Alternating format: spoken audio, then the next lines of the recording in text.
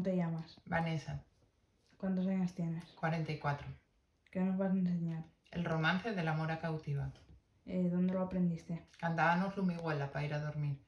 Empieza. Un 25 de mayo pasé por la morería y vi una mora lavando al pie de la fuente fría. Apártate, mora bella, apártate, mora linda, que deja beber mi caballo de este agua cristalina. No soy mora, caballero, que soy cristiana cautiva. Me cautivaron los moros siendo yo muy chiquitina. Siendo yo muy chiquitina me cautivaron los moros. De los brazos de mi padre me arrancaron en la morería.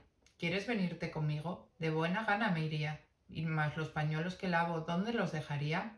Los de seda y los de Holanda, aquí, en mi caballo iría, y los que nada valiera, la corriente llevaría. La hizo subir al caballo y a su casa la traía.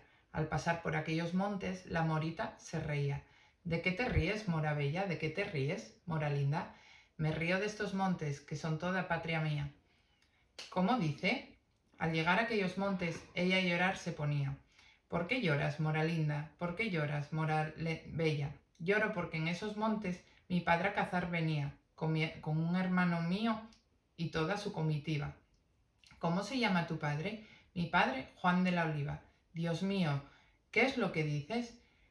Virgen Sagrada María, pensaba llevar una mujer y traigo una hermana mía.